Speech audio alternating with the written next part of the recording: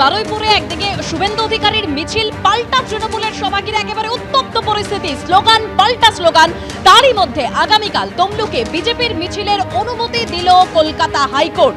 দুপুর 1টা থেকে 2:30 পর্যন্ত রাজবাড়ী ময়দান থেকে হাসপাতাল মোড় পর্যন্ত মিছিলের অনুমতি মিলেছে। 1000 লোক নিয়ে মিছিলের অনুমতি বিচারপতি তীর্থঙ্কর ঘোষের। স্কুলের পাশ দিয়ে মিছিল গেলে নীরবতা বজায় রাখতে হবে, কোনো উস্কানিমূলক বক্তব্য পেশ করা যাবে না, নির্দেশ হাইকোর্টের। দোলের দিন তমলুকে হিন্দুদের ওপর হামলার অভিযোগে মিছিল করবে বিজেপি, শান্তিপূর্ণভাবে মিছিলের অনুমতি কলকাতা হাইকোর্টের।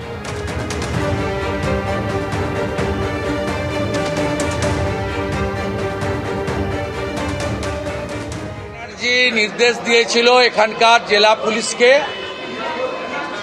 যে কোনোভাবে শুভেন্দু অধিকারীকে এবং এমএলএদের বারুইপুরে ঢুকতে দেওয়া যাবে না। কার্যত বিমান ব্যানার্জির নির্দেশেই এটা হয়েছে।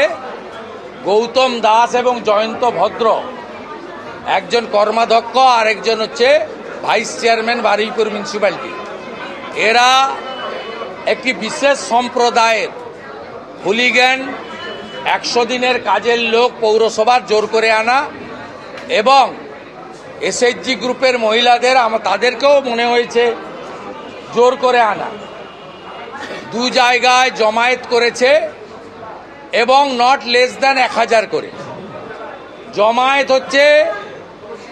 অস্ত্রসহ মোটা মোটা বাটাম, লোহার রড, সদ্য কাটা কাঁচা বাঁশ, হাতে পাথর, ইট, জলের বোতলে লঙ্কার গুঁড়া মেশানো।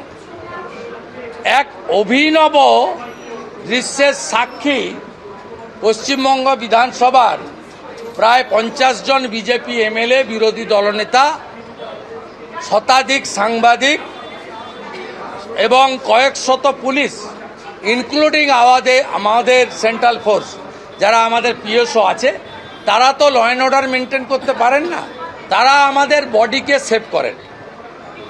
এবং আমরা গাড়িতে ছিলাম, কার্যত 2 জায়গায় অবরোধ করেছে এবং আমাদের পিএসওরা তারা খানিকটা সরিয়ে দিয়ে গাড়িগুলো বের করেছে। ওদের নির্দেশই ছিল যে বারুইপুর ঢোকার মুখে যে অবরোধটা ছিল ওইখানে আটকে দেওয়া। কিন্তু আমরা প্রাণ যায়, তবুও আমাদের যে 3000 কর্মী জমায়েত হয়েছিল বারুইপুর শহরের মধ্যস্থলে, আমরা সেখানে পৌঁছাবো। আমরা একবারে অঙ্গীকারবদ্ধ ছিলাম, ডু অর ডাই। দ্বিতীয় বাধাতেও ব্যাপকভাবে গাড়িতে লাঠি দেওয়া হয়েছে। আমার গাড়িটা এই কনভয় 4 নম্বরে ছিল। আমার গাড়িটা অ্যাডিশনাল এসপি বারুইপুর এই জেহাদি গুন্ডা এদেরকে চিহ্নিত করে দেন। আমি খুব স্লো ওদের মাঝখানে এসছি। ওরা আমার বাবা তুলে মাইকে গালাগালি করেছে। 88 বছরের প্রবীণ রাজনীতিবিদ শিশির অধিকারী, তার নাম ধরে ধরে অশ্রাব্য ভাষায় গালিগালাজ করেছে।